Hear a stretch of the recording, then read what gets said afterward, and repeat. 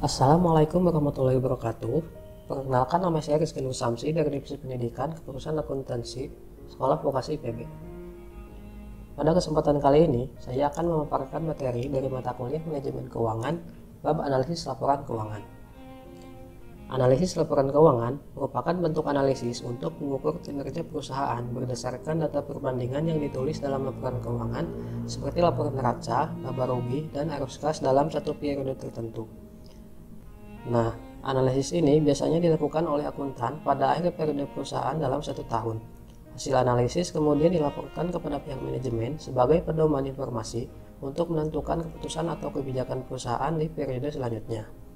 Analisis keuangan juga berada dalam balance scorecard, alat untuk mengukur kinerja perusahaan seberapa efektif strategi yang telah digunakan untuk mencapai keunggulan kompetitif. Sehingga analisis rasio keuangan pada perusahaan bukan hanya ditujukan kepada pihak manajemen, namun juga investor. Bagi mereka, analisis rasio keuangan menjadi bahan penilaian seberapa sehat perusahaan tersebut pantas mendapatkan suntikan investasi.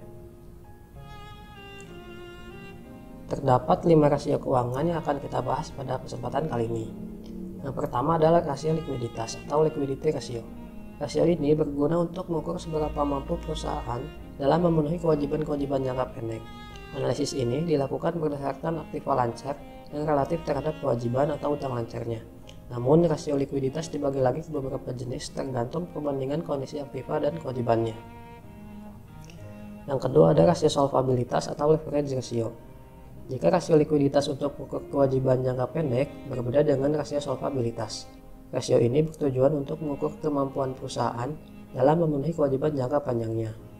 Ada 2 jenis rasio ini, yaitu perbandingan kewajiban dengan aset atau total debt to asset ratio dan juga perbandingan dengan ekuitas atau total debt to equity ratio. Yang ketiga ada rasio aktivitas. Rasio aktivitas mengukur seberapa efektif perusahaan memanfaatkan segala sumber daya yang dimilikinya. Dalam analisis ini, aktivitas yang rendah pada tingkat penjualan tertentu mengakibatkan semakin besarnya dana lebih yang tertanam pada aktiva. Dana lebih ini yang dimana dampak dari aktivitas rendah menjadi lebih baik jika ditanamkan pada aktivitas yang lebih produktif. Yang keempat ada rasio profitabilitas atau rentabilitas. Rasio ini berguna untuk mengukur tingkat kemampuan perusahaan dalam memperoleh keuntungan berdasarkan nilai penjualan, aktiva, dan modal. Yang terakhir ada rasio penilaian atau valuation ratio. Rasio ini digunakan untuk mengetahui tingkat pengembalian hasil bagi investor dengan menghitung nilai-nilai wajar suatu saham. Nah, yang termasuk ke dalam rasio likuiditas diantaranya ada rasio lancar dan rasio cepat. Rasio lancar atau current ratio merupakan perhitungan rasio yang paling dasar untuk mengukur likuiditas. Tujuannya adalah mengukur kemampuan perusahaan dalam membayar kewajiban jangka pendek atau utang yang segera jatuh tempo dengan aktiva lancar yang tersedia. Semakin besar perbandingan aktiva lancar dengan utang lancar, semakin tinggi kemampuan perusahaan menutupi kewajiban jangka pendeknya. Rumus dari rasio lancar adalah aktiva lancar dibagi kewajiban lancar. Yang kedua ada rasio cepat atau quick ratio. Berbeda dengan rasio lancar, rasio cepat tidak memerlukan perbandingan 1:1 antara aktiva lancar dengan utang lancarnya. Hal ini dikarenakan dalam perhitungan rasio cepat mengabaikan faktor persediaan. Jadi, artinya, rasio cepat mengukur kemampuan usaha dalam membayar utang jangka pendek menggunakan aktiva yang lebih mudah cair atau liquid asset. Rumus rasio cepat adalah aktiva lancar dikurangi persediaan dibagi kewajiban lancar. Selanjutnya yang termasuk ke dalam rasio solvabilitas diantaranya ada rasio utang terhadap aset dan rasio utang terhadap ekuitas. Rasio utang terhadap aset atau total debt to asset ratio digunakan untuk mengukur persentase besarnya dana yang berasal dari utang, baik utang jangka pendek maupun jangka panjang. Semakin rendah rasio ini, artinya semakin baik bagi keuangan perusahaan, sebab keamanan dananya semakin baik. Rumus rasio utang terhadap aset adalah total utang dibagi total aset. Yang kedua ada rasio utang terhadap ekuitas atau total debt to equity ratio. Digunakan untuk mengukur utang yang dimiliki dengan modal sendiri. Semakin kecil rasio ini, maka akan semakin baik untuk perusahaan. Sebaiknya besarnya utang tidak melebihi modal perusahaan itu sendiri. Yang ketiga, yang termasuk ke dalam rasio aktivitas, diantaranya ada rasio perputaran piutang atau receivable turnover. Rasio perputaran piutang digunakan untuk mengukur kualitas dan efisiensi tingkat perputaran piutang perusahaan dalam satu periode dengan membandingkan penjualan dengan rata-rata piutang. Semakin tinggi rasionya, semakin baik kualitas dan efisiensi perputaran piutang perusahaan. Rumus dari perputaran piutang adalah penjualan kredit dibagi piutang rata-rata. Selanjutnya ada rasio perputaran persediaan atau inventory turnover, digunakan untuk mengukur tingkat kualitas dan efisiensi perputaran persediaan perusahaan terhadap penjualan dalam satu periode tertentu.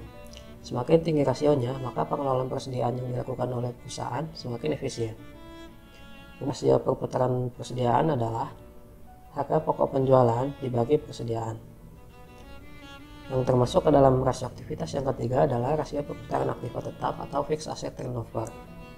Rasio ini berguna untuk mengukur dan mengevaluasi kemampuan perusahaan dalam memanfaatkan aktiva tetap secara efisien dalam rangka meningkatkan penjualan. Sama seperti sebelumnya, semakin besar berarti semakin efektif perusahaan dalam mengelola aktiva tetapnya. Rumus dari perputaran aktiva tetap adalah penjualan dibagi aktiva tetap. Yang keempat ada rasio perputaran total aktiva atau total asset turnover. Rasio ini juga melibatkan aktiva lancar dan aktiva tetap, di mana semakin besar rasionya, maka semakin efektif perusahaan bisa memanfaatkan seluruh aktivanya terhadap konversi penjualan. Yang keempat ada rasio profitabilitas, yang diantaranya ada margin laba kotor.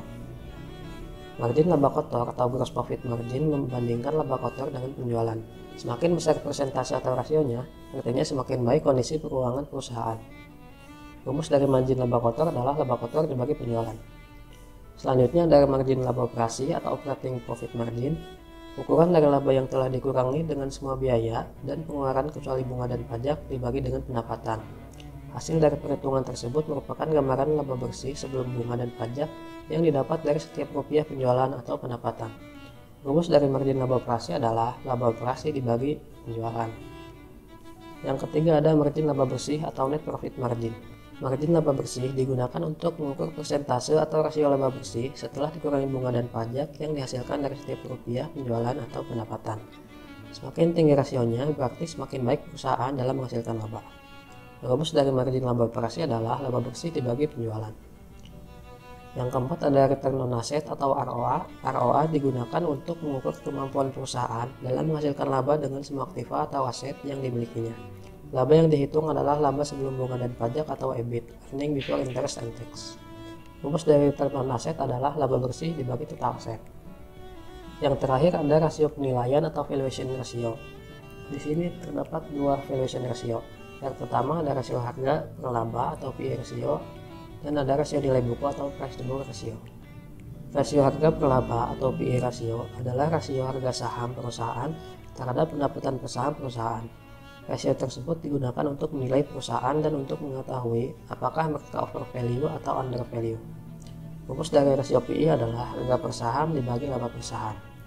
Yang kedua ada rasio nilai buku atau price to book value disingkat PBV, yaitu rasio valuasi untuk menilai mahal atau murahnya sebuah saham dengan membandingkan antara harga saham dengan nilai buku sahamnya. Rumus dari rasio nilai buku adalah harga per saham dibagi nilai buku per saham. Sekian materi kita kali ini. Terima kasih telah menyimak. Sampai berjumpa di lain kesempatan. Wassalamualaikum warahmatullahi wabarakatuh.